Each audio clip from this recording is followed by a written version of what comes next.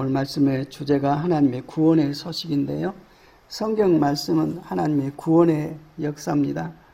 거기에는 하나님의 진노와 심판과 죽음과 저주도 들어있지만은 하나님의 목적은 우리를 망하게 하는 것이 아니라 우리를 살리셔서 처음 우리를 창조하실 때 완전한 사랑으로 우리를 창조하신 것과 같이 하나님의 완전한 사랑을 우리 안에 베푸셔서 그 사랑으로 하나님의 영광, 하나님의 뜻, 하나님의 마음을, 그 정말 감춰진 하나님의 마음을 우리가 깨닫고 진실로 돌이켜서 그 회개하는 삶을 살도록 하심을 알고 있습니다. 성령 하나님께서 이 시간 말씀해 주셔서 이 말씀 안에 새겨진 하나님의 구원의 소식에 대한 마음을 함께 들을 수 있기를 원합니다.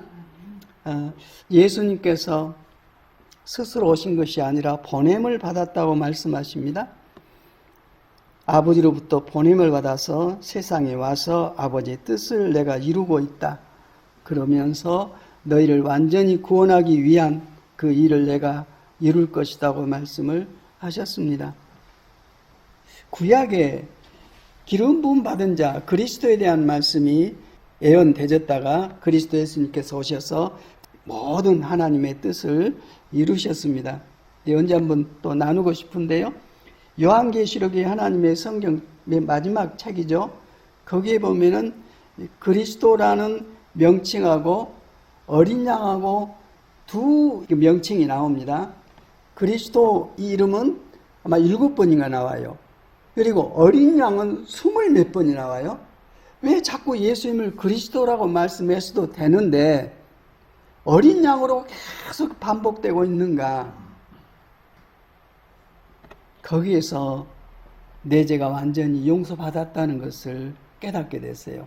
어린 양 제물, 네 죄를 용서한 어린 양 제물, 하나님의 어린 양 계속 말씀하심으로써 정말 예수님을 믿으면 성령께서 내 안에 임재하시는데 임재하시기 위해서는 내 죄가 해결돼야 되잖아요. 완전히 죄를 사하신 그 속에서 성령께서 내게 오셨다는 것을 깨달아지면서 이제는 성령님을 늘 의식하게 된 거예요. 나는 변한 게 없는데, 내 몸은 변한 게 없는데 내 안에 있는 믿음이 그런 색깔이 변해서 주님을 계속 바라보게 하고 성삼일체 하나님께서 어떤 과정을 통해서 이 일을 이루시고 지금 어떻게 하고 계시고 어떻게 또 앞으로 완성하실 것인가. 우리는 과거, 현재, 미래를 놓고 보는데 하나님께서는 일 한눈에 한순간에 다 보시고 이 문제를 푸시기 때문에 정말 내가 주님을 믿는 믿음 안에 있으면 나의 모든 문제는 예수님 안에서 완전 해결되어 있구나 하는 그런 믿음을 깨닫게 됐습니다. 결국 믿음인데 행위가 아니라 믿음인데 믿음이 행동하게 하거든요. 믿음 없는 행동도 있고 믿음 있는 행동도 있습니다. 근데 특히 나사로가 죽어서 그 시신이 이제 썩은 냄새가 났죠. 완전히 부패가 되어서. 그럴 때 마르다에게 가서 가자, 오빠에게로 가자 하니까 나중에 따라왔죠.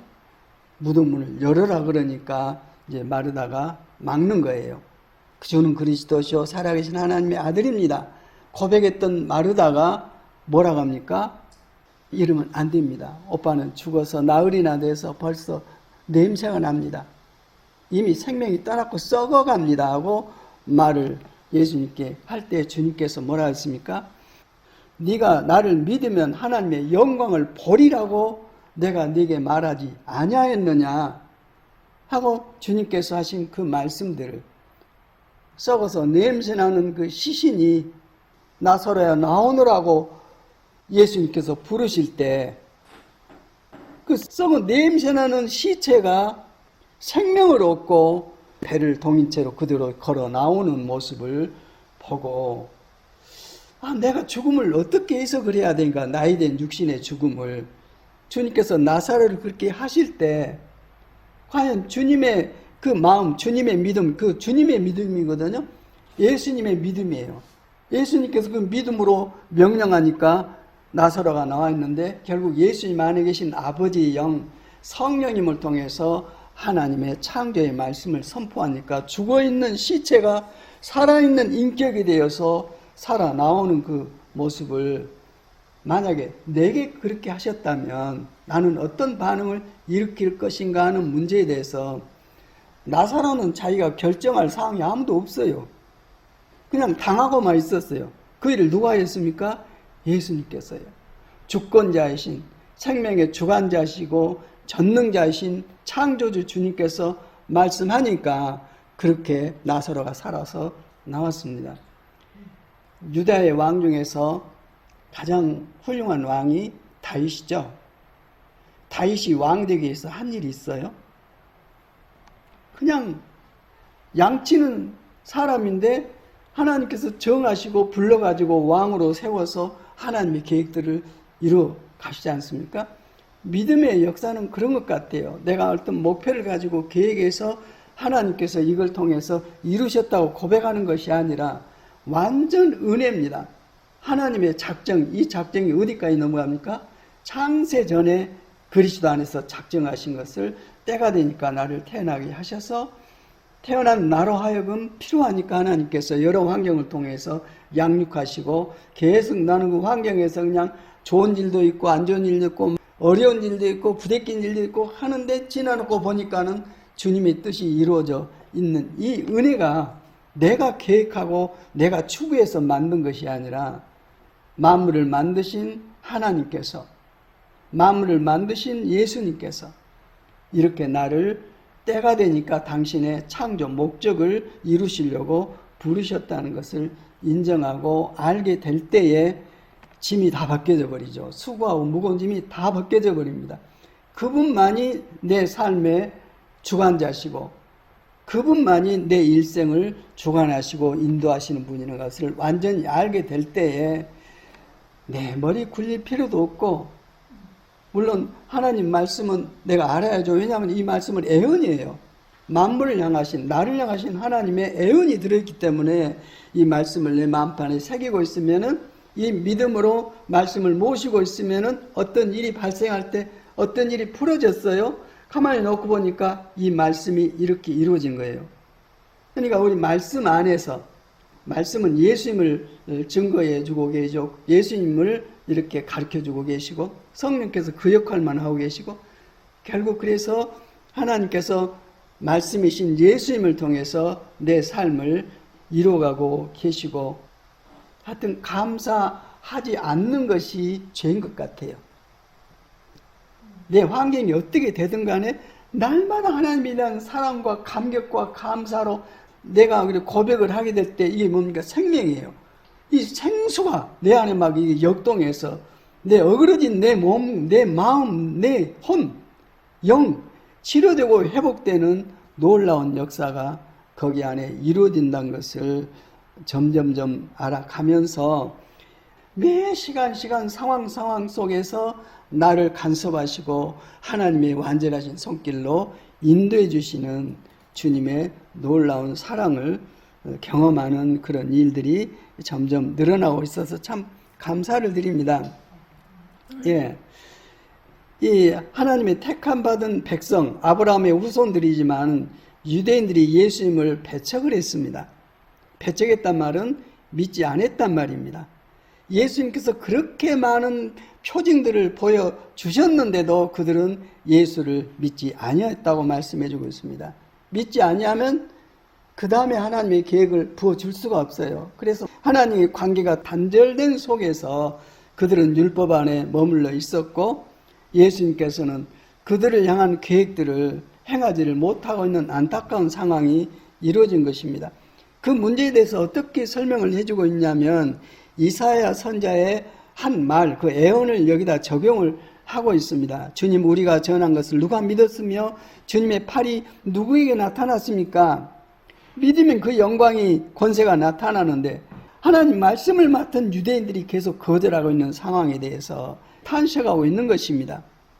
그러면서 39절 한번 읽겠습니다. 시작. 그들이 믿을 수 없었던 까닭을 이사야가 또 이렇게 말했다고 기록해 놓고 있습니다. 그들이 왜 안 믿었는가? 그 원인이 뭔가? 그 까닭이 뭐냐? 한마디로 하나님께서 그렇게 하셨다고 말씀해 주고 있어요. 그들이 스스로 안 믿은 게 아니라 하나님께서 믿지 못하도록 만드셨다는 거예요. 40절 읽겠습니다. 시작. 주님께서 그들의 눈을 멀게 하시고 그들의 마음을 무디게 하셨다. 그것은 그들의 눈이 있어도 보지 못하게 하고 마음으로 깨달아 돌아서지 못하게 하여 나에게 고침을 받지 못하게 하려는 것이다. 이런 말씀을 하고 계세요. 그래 장차 유대인들이 하나님의 택한 백성이 예수님을 거절할 것이라는 것을 미리서 알고 이사야가 그런 예언을 했다고 말씀해주고 있어요. 이사야가 이렇게 말한 것은 그가 예수의 영광을 보았기 때문이다. 구약시대인데 성령님을 통해서 예수님의 영광을 본 사람이었어요. 예.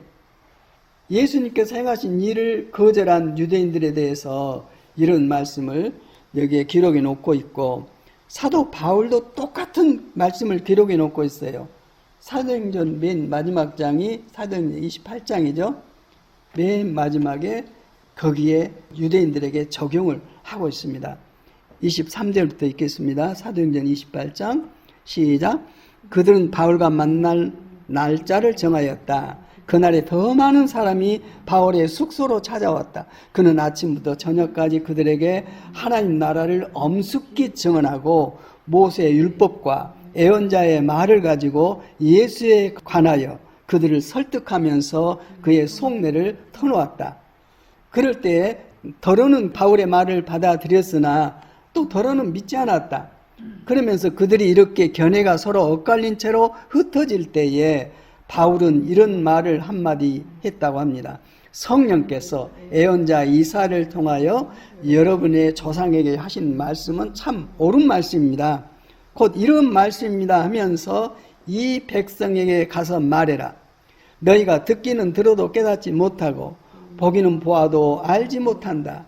이 백성의 마음이 무디어지고 귀가 먹고 눈이 감겨 있다. 이는 그들로 하여금 눈으로 보지 못하게 하고 귀로 듣지 못하게 하고 마음으로 깨닫지 못하게 하고 돌아서지 못하게 하여 내가 그들을 고쳐주지 않으려는 것이다. 그런 말씀을 합니다.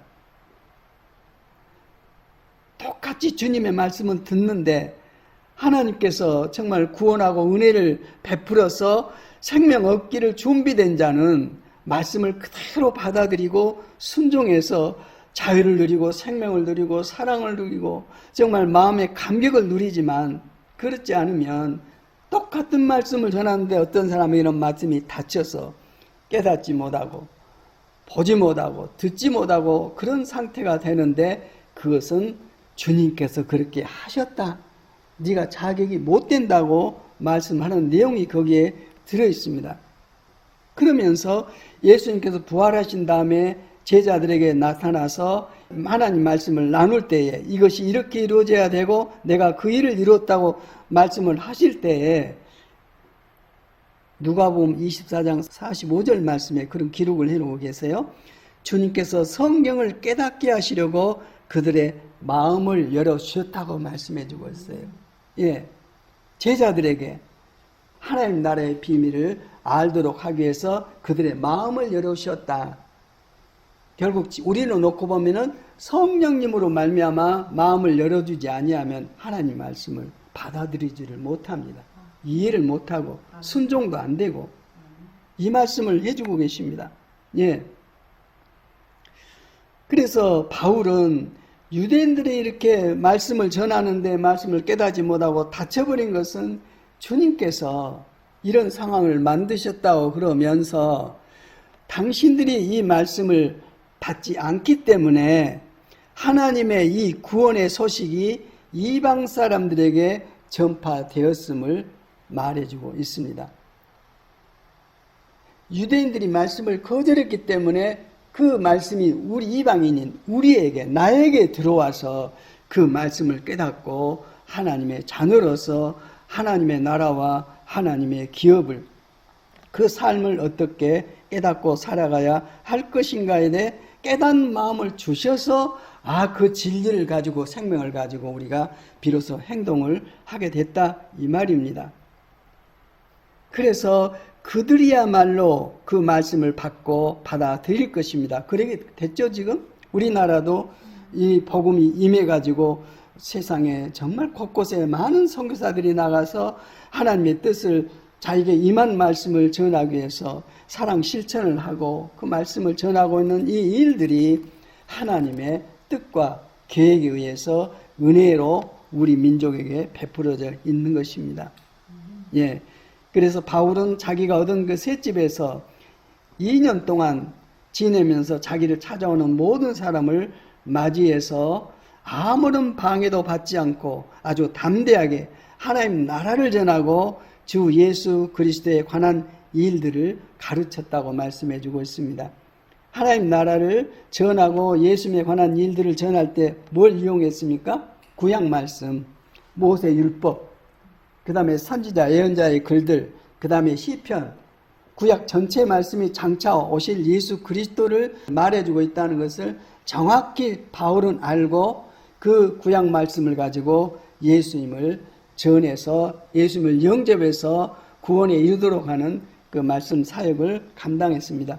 예수님께서도 똑같이 그러셨죠. 실망이 가지고 엠마오로 내려가는 제자들을 만나서 선지자의 말, 모세의 율법, 이 시편 이 말씀을 가지고 풀어서 그 그리스도가 그렇게 십자가에 죽은 다음에 부활하셔서 하나님 나라를 이루어야 하나님의 뜻이 이루어진 것이다. 십자가에 돌아가신 예수님이 실망해가지고 내려가는 제자들에게 그런 말씀을 하신 것 같이 오늘날도 마찬가지입니다. 말씀 누구를 증거해 주고 있습니까? 예수 그리스도죠. 예수 그리스도님을 증거해 주고 주님을 믿는 믿음으로 생명을 얻고 그 이름으로 하나님의 뜻들을 펼치고 살도록 우리에게 이끌어 주셨는데 이 말씀이 우리 안에는 기름 부어져 있죠. 그래 너희 안에는 기름 부음이 거하신다. 살고 계신다. 우리가 그 상태가 되어 있다 이 말입니다. 그래서 너희는 기름 부음을 받아 있기 때문에 다른 사람의 가르침을 받을 필요가 없다. 왜? 그 기름 부음이 성령께서 모든 것을 가르쳐 주시고 모든 것을 생각나게 하시고 그 성령님의 가르침은 참이요 거짓이 없다. 완전히 하나님의 생명의 말씀입니다. 그래서 성령께서 가르쳐 주신 대로 그리스도 안에 거하라고 말씀해 주고 있습니다. 누구든지 그리스도 안에 있으면 새로운 피조물이죠. 그 안에 하나님 나라가 있습니다. 예수님이 하나님의 나라고 성전이고 그 안에 들어가서 하나님의 비밀들을 깨달을 뿐만 아니라 성령님을 통해서 예수님께서 우리 안에 내 생명에 거하심으로 말미암아 내가 성전이 되고 내가 나라가 되어서 하나님 나라가 세상에 감춰져 있는데 어디에 나타나 있습니까? 예수 믿는 사람에 나타나서 그 사람이 실제로 겪고 누리고 소망하고 감사하고 있는 모습을 성경을 통해서 알 수가 있습니다. 이런 일이 되기 위해서는 예수님께서 하신 말씀대로 나를 따라오려는 사람은 자기를 부인하고 날마다 자기 십자가를 지고 나를 따라오라고 말씀해주고 계십니다. 누가복음 9장 23절부터 나와 있는 말씀이죠. 그러면서 누구든지 제 생명을 목숨을 구하려고 하는 사람은 잃을 것이요 누구든지 나를 위하여 제 목숨을 잃는 사람은 목숨을 구할 것이라고 말씀해주고 계십니다. 사람이 온 세상을 얻고도 자기를 잃거나 자기 생명을 빼앗기면 그 사람 일생이 그 사람 개인에게 무슨 이득이 있겠냐고 말씀해주고 계십니다. 결국 우리를 구원하신다는 것은 하나님의 생명을 우리 안에 부으셔서 새로운 피조물로 만들어서 하나님의 새하늘과 새 땅에서 함께 살기를 원하시는 뜻과 계획을 가지고 우리를 부르시고 양육하시고 세우셔서 그 나라에 들어가고 그 나라를 보고 들은 대로 전해서 이 나라가 세상에 확장되도록 하는 일을 하고 계신데 결국 자기를 부인해야만 육신의 삶, 죄된 본성이 죽어야만 예수님의 피로 씻음을 받고 성령의 기름 부음을 받아서 새로운 생명으로 거듭나야만 그래야만 구원이 있고 하나님의 생명이 있습니다. 예. 그런데 온 세상을 얻고도 그 생명이 없으면 네 삶이 무슨 이득이 있겠냐 이게. 그런데도 불구하고 우리는 나를 부인하지 못하고 내가 죽지를 못하고 내 본성대로 살아가고 그런 충동 속에서 계속 넘어지고 이러한 나를 지켜보시는 하나님의 마음을 아프게 해드리고 있는 그런 상황 속에 놓여 있습니다. 결국은 성경은 예수님을 증거하는 말씀인데 히브리서 1장 열어봐도 그 말씀을 정확하게 설명을 해주고 계세요. 하나님께서 옛날에는 예언자를 통하여 구약이죠. 여러 번에 걸쳐서 여러 가지 방법으로 우리 조상들에게 말씀하였으나 이 마지막 날, 말세죠. 지금이죠. 마지막 날에는 아들을 통하여 우리에게 말씀하셨다고 말씀해주고 있어요. 아들은 누굽니까? 예수 그리스도시죠. 하나님께서는 이 아들을 만물의 상속자로 세우셨습니다. 하나님께서 만물의 상속자로 아들을 세우셨는데 아들을 내가 생명으로 모시지 않고 아들에게 순종하지 않고 내 의로서 내 종교생활을 하고 있다면 나는 하나님의 상속자가 아닙니다. 아들을 만물의 상속자로 세우셨고 아들을 통해서 온 세상을 지으셨고 아들은 자기의 능력 있는 말씀으로 만물을 보존하고 계신다고 말씀해주고 있습니다. 그래서 아들은 그 하나님의 영광의 광채시요 하나님의 실체의 모습을 사람으로서 세상에 보여준 유일한 분이라고 말씀해주고 있습니다. 그러면서 그 아들이 우리의 모든 죄, 세상의 모든 죄를 깨끗하게 하시고서 높은 곳에 계신 존엄하신 분의 오른쪽에 지금 앉아 계십니다. 그는 천사들보다 훨씬 더 높게 되셨으니 어떤 천사도 이 예수님의 이름과 그 영광을 흉내내지를 못하도록 완전한 하나님으로서 창조하신 주권과 통치권을 가지고 다스리고 계시는 주님의 모습을 보여주고 계십니다. 그분이 어디에 계십니까? 내 안에, 우리 안에요, 우리 안에. 그래서 하늘과 땅이 딱 닫혀져 있었는데 하나님의 지성소에 들어가기 위해서 막이 쳐져 있었는데 예수님께서 십자가에서 돌아가시면서 다 이루었다고 선포할 때 그 휘장을 찢어버리셨어요. 하늘과 땅이 예수님 안에서 완전히 회복이 되고 소통이 되어서 하나님 나라가 예수님 안에서 믿는 사람에게 임해 있는 하나님께서 예수 믿는 사람 안에서 임하여 계셔서 성전 삼고 살아계시는 이 놀라운 새로운 창조 속에서 살고 있습니다. 믿는 사람들에게만 보입니다. 거듭난 사람에게만 보이고 거듭난 사람에게만 이런 일이 이루어지고 믿고 살 수 있도록 하는 은혜가 베풀어집니다. 그러나 이런 거듭남이었고 하나님 안에서 이런 그 은혜를 입지 못하면 귀가 막히고 눈이 가리고 마음이 굳어져서 이게 안 된다니까요. 머리로는 좋은 뜻이구나 하고 있는데 생명이 안 돼요. 정말 진짜로 하나님의 은혜 아래서 회복되는 그 믿음을 우리에게 허락하시기를 진실로 원합니다. 전부 그렇게 되기를 원합니다. 그런 사람의 공동체가 교회예요. 음부의 권세가 이기지를 못합니다. 저주가 없습니다. 하나님의 생명, 영광, 자유, 하나님의 임재하신 일하심만 가득해 있는 곳이 음부의 권세가 이기지 못하는 것이 교회요. 예수 믿고 있는 그 사람입니다. 예. 사도 바울은 로마서에서 동일한 말씀을 하고 계세요. 로마서 딱 열면 1장이 나옵니다. 거기에 보면은 그리스도 예수의 종인 나 바울은 부르심을 받아서 사도가 되었습니다. 나는 하나님의 복음을 전하기 위해서 따로 이렇게 세우심을 받았다고 말씀해주고 있어요. 이 복음은 하나님께서 예언자들을 통해서 성경에 미리 약속하신 것으로 그의 아들을 두고 하신 말씀이라고 해주고 있습니다. 복음이 뭐냐? 이 아들입니다. 아들 예수 그리스도. 이 아들은 육신으로는 다윗의 후손으로 태어났으며 성령으로는 죽은 사람들 가운데서 부활하심으로 나타내신 권능으로 하나님의 아들로 확정되신 분이십니다. 그분은 곧 우리 주 예수 그리스도십니다 하고 말씀해주고 있습니다. 죽은 사람들 가운데서 부활하심으로 주님의 생명 안에서 주님의 몸된 사람도 죽은 사람들 가운데서 부활함으로 새로운 창조 질서 속에 들어와 있습니다.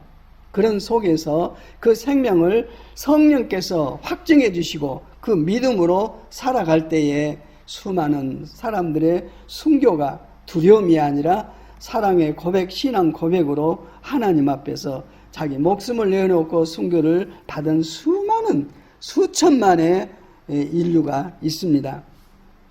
우리는 그를 통하여 은혜를 입어서 이 직분을 받고 살고 있습니다.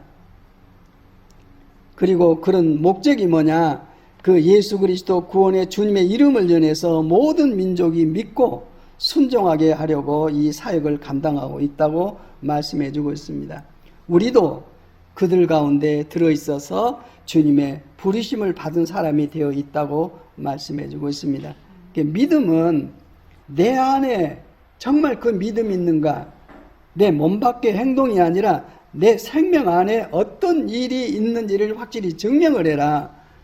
그래서 고린도후서 13장 5절 말씀에 여러분은 자기가 믿음 안에 있는지를 시험해보고 검증을 한번 해보십시오. 그냥 아무 생각 없이 그렇게 하지 말고 한번 직접 시험해보고 자기 스스로 검증을 해보라고 말씀해주고 있어요. 뭘 검증하라고요? 예수 그리스도께서 내 안에 살아 계시다는 것을 알라 이 말입니다. 만약에 모른다면 여러분은 믿는 게 아닙니다. 실격자라고 말씀해주고 있습니다. 예, 잘 아는 말씀인데 이걸 검증을 해야 돼요. 정말 이 부분을 자꾸 말씀하세요. 예, 네 안에 그리스도께서 살아계시냐? 예수 그리스도께서 네 안에 살아계시고 너는 그분께 순종해서 숨쉬고 행동하고 감정 드러내고 계획을 펼치고 네 계획이 아니라 그분의 계획과 뜻이 행해지고 있냐? 그분께 순종하고 있냐? 그분의 주권을 인정하고 그분을 주님이라고 부르고 순종하고 사느냐? 그 사람이 하나님의 나라를 사는 거죠. 주님의 주권이 이루어지는 것이 하나님 나라입니다. 주님의 통치가 이루어지는 것. 근데 그게 불안한 게 아니라 주님의 통치가 내 안에 이루어지면 내가 당면한 모든 문제가 주님의 권능의 손길로 주님의 뜻으로 다 풀어지고 그로 말미암아 살아계신 주님의 영광이 나타나게 됩니다. 이러한 약속을 하고 계시고 지금도 그렇게 하나님께 역사하고 계십니다. 그래서 우리가 해야 할 것은 내가 믿는 주님이 어디 계신가? 그분을 알고 그분만을 바라봐라. 예. 믿음의 창시자요 그 믿음을 완성해 주신 예수를 바라보라고 말씀해 주고 있습니다. 믿음으로 구원받는 진리를 가르쳐 주신 분이 증거해 주신 분이 예수님이세요. 그분이 네 안에 계시기 때문에 그분을 바라보라. 네 안에 계신 그분을 바라보라고 말씀해 주고 있습니다. 그래서 고린도후서 3장 18절 보면은 새 언약이 이루어져서 율법 시대를 거쳐서 이제는 예수님 안에서 부어진 생명의 성령의 법, 하나님의 생명의 말씀, 새 언약의 말씀의 성취로 살아가는 그 영광을 경험하면, 그 과정을 통과하면 어떤 현상이 나타나냐? 주님이 선명하게 드러납니다. 그래서 주님의 영광을 보게 됩니다. 그렇기 때문에 우리는 모두 이 너울을, 수건을 벗어버리고 가리개를 벗어버리고 주님의 영광을 바라보고 있다고 고백하고 있습니다. 주님의 영광을 바라보면 어떤 현상이 일어나냐? 우리는 주님과 같은 모습으로 변화하여 점점 더 큰 영광에 이르게 됩니다. 점점 주님의 생명, 주님의 영상, 주님의 권능, 그 주님의 뜻들, 그것을 품고 주님을 표현하는 자가 된다고 말씀해 주고 있습니다.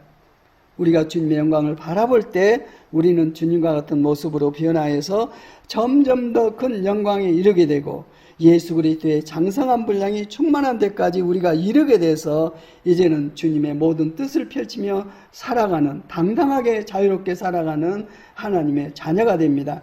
이것은 인간 스스로 노력해서 올라온 게 아니고 누가 하고 계시다고요? 이것은 영이신 주님께서 하시는 일이라고 말씀해 주고 계십니다.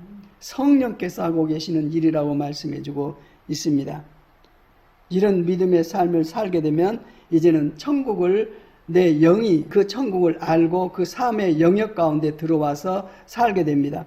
주님께서 요한복음 14장 20절에 그날에, 그때가 되면 너희는 내가 내 아버지 안에 있고 너희가 내 안에 있으며 또 내가 너희 안에 있음을 알게 될 것이다. 아, 이게 이루어지고 있구나. 아, 이게 진짜구나. 이게 믿음이고 이게 나라고 이게 성전이고 하나님의 뜻이 예수님 안에서 이루어진 사건이 이 사건이구나 하고 주님과 실제적으로 살아가는 그러한 새로운 삶을 하게 됩니다.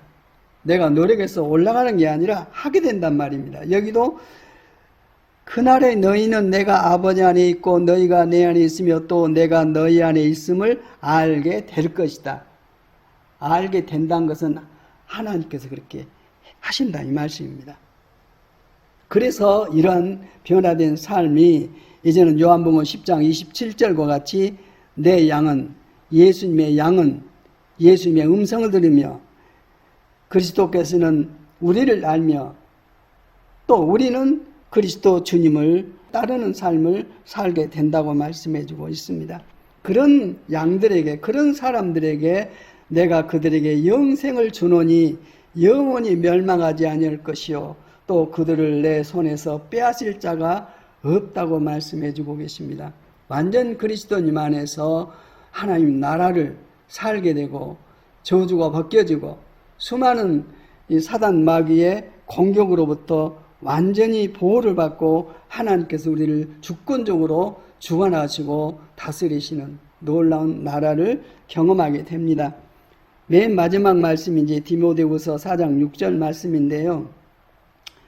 주님 안에서 이렇게 회복된 삶을 살게 되면 앞으로 되어질 일들도 성령께서 다 생명으로 깨닫게 하시게 됩니다.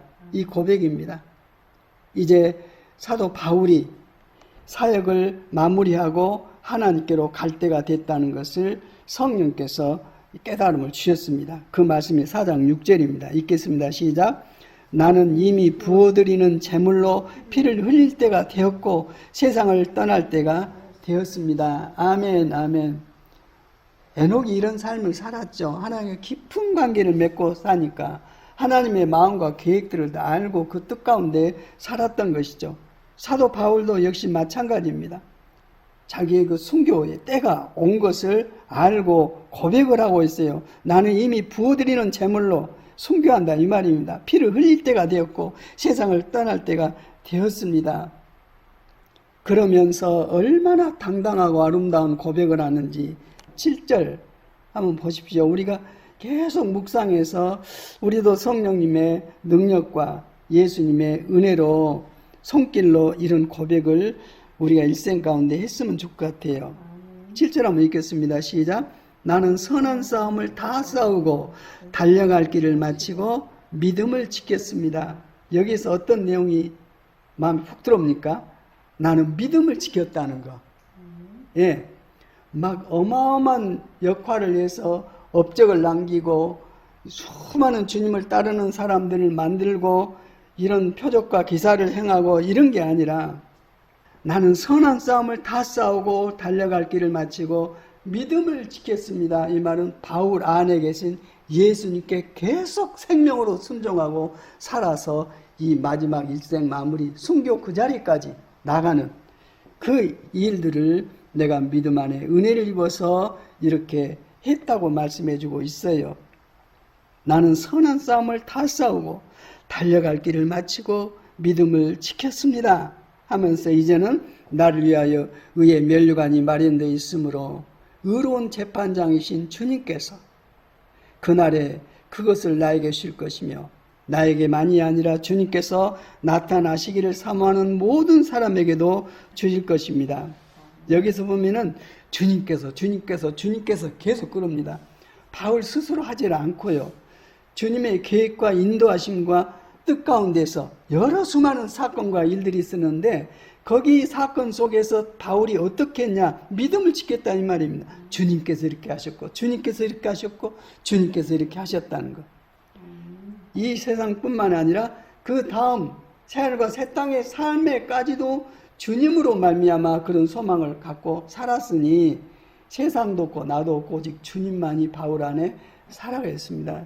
이것이 우리의 생명이요 믿음이요 하나님께서 예수님 안에서 우리에게 주시기를 원하는 놀라운 기업입니다.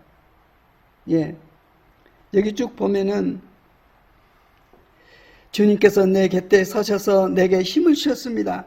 그것은 나를 통하여 전도의 말씀이 완전히 전파되게 하시고 모든 이방 사람이 그것을 들을 수 있게 하시려는 것입니다. 주님께서 나를 사자 입에서 건져내셨습니다. 바울이 나는 이거 있고 저거 있고 그게 아니라 전부 주님께서 그렇게 하셨다는 것을 고백하고 있습니다. 그 생명을 갖지 아니하면 이런 고백이 안 나옵니다. 18절 한번 읽겠습니다. 시작. 주님께서 나를 모든 악한 일에서 건져내시고 구원하셔서 그분의 하늘나라에 들어가게 주실 것입니다. 그분께 영광이 영원 무궁하도록 있기를 빕니다. 아멘 하고 디모데 후서를 마무리를 짓습니다. 네. 옛날에는 이런 부분이 잘 안 보였어요. 안 보였는데 사람은 점점점 이렇게 다 흩어지고 하나님의 일하심만이 구약부터 창세기 때부터 계시록까지 저렇게 연결되어 있는 걸 보고 주님께서 다 이루었다. 나는 알파와 오메가요. 내가 계획해서 내가 진행해서 내가 다 이루었다고 하나님께서 당신의 일하심을 선포하는 그 영광, 우리는 주님의 일하심 속에 붙들림을 받아서 은혜를 입어서 참여해가지고 주님의 뜻을, 주님의 목적을 이루어가는 역할에 일생을 헌신하고, 이 말을 나는 선한 싸움을 다 싸우고 달려갈 길을 마치고 믿음을 지켰습니다. 주님께서 나를 통해서 행하신 계획들을 나는 다 이루었습니다. 순종했습니다. 하고 일도 떠나고 사람도 떠나고 마지막 주님만이 내 앞에 선명하게 나타나서 주님 앞에서 순전한 어린아이처럼 이렇게 주님께서 이루신 일들을 제자들에게 전하고 말씀을 또 기록하셔서 우리도 듣도록 하십니다.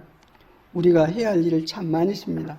풀어야 할 숙제도 많이 있고, 이 문제들 우리가 어떻게 풀어야 할 것인가, 내가 풀어야 할 것인가, 믿음으로 풀어야 할 것인가, 내가 푸는 것을 가지고 내가 이렇게 했다고 말할 것인가, 아니면 주님께서 이 문제를 풀으신 것들을 보고 들은 대로 전해서 주님을 믿으라고 할 것인가, 이런 부분에 대해서 오늘 말씀을 설명을 해주고 계십니다.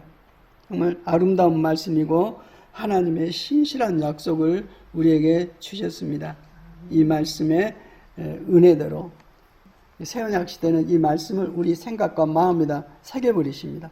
다시 말해서 예수님께서 성령님을 통해서 내 안에 들어오심으로 말미암아 이 말씀이 내 안에 생명이 되어서 이 말씀으로 호흡하고 말씀으로 행동하고 살아갈 때에 세상에서는 어떤 결과가 나올지는 모르겠어요. 그러나 내 일생이 딱 마무리되는 그 순간에 나는 하나님과 나 사이의 문이 활짝 열려서 영원한 삶에 대한 기업을 얻게 되고, 주님과의 관계, 사랑의 관계, 생명의 관계가 계속 성숙해져 가지고 그야말로 의심 없이 사랑하고 한 몸 되고 한 뜻이 되고 같이 움직이는 그런 상황이 된 것이 하나님의 목적이다. 우리를 향하신, 나를 향하신 하나님의 일생의 목적이라는 것을 깨닫게 되는 이 자리에 올라오게 됐습니다. 정말 은혜입니다. 이러한 하나님의 마음을 품고 성경을 보니까 성경이 왜 이렇게 쉽게 풀리는지 모르겠어요. 어떤 이론을 가지고 설명한 게 아니라 그림처럼, 살아있는 그림처럼 이렇게 말씀이 펼쳐져서 계속 관계된 말씀들은 쭉 연결되어 있어가지고 말씀 자체로 놓고 볼 때 기승전결 다 있어가지고 이게 내 뜻이라고 들려주시니까 이런 부분들을 깊이 막 연구하고 고민하고 이런 게 아니라 그냥 보면 보이니까 이런 부분들을 나눌 때에 이 나눔 속에서 하나님의 나라가, 이 말씀이, 살아계신 하나님의 뜻들이 세상에 펼쳐지고 이 은혜 가운데 살아가는 많은 사람들이 나도 그랬어 그러면서 정말 하나님 살아계시구나, 정말 하나님 나라가 있구나 하면서 죽기를 무서워하고 매어있는 자들을 해방시키러 오셨다는 주님의 말씀과 같이 영원한 영생의 삶과 약속을 모시고 그 감격으로 찬양하면서 자유하면서 살아가는 저희들이 정말 은혜로 완전해지기를 소망합니다. 아버지 하나님 감사합니다. 오늘도 생명의 말씀을 풀어주셔서 말씀을 마음판에 새길 수 있도록 은혜를 베풀어 주시고 이 말씀을 또 계속 되새김질해서 말씀이 우리 몸 안에 우리 삶 가운데 녹아져서 말씀이 내 삶을 이끌어 가시도록 하는 놀라운 선하신 뜻들을 온전히 알고 소망하는 자리에 있게 됐습니다. 감사합니다. 주님, 언약한 말씀을 온전히 순종하여서 말씀을 통해 나타나시고 일하시는 아버지의 기뻐하심과 아버지의 일들을 만끽하면서 그 자체로서 내 삶의 감격을 가지고 부유로운 삶을 살 수 있도록 은혜를 내주시옵소서. 주 예수 그리스도의 이름으로 기도 올립니다. 아멘, 아멘.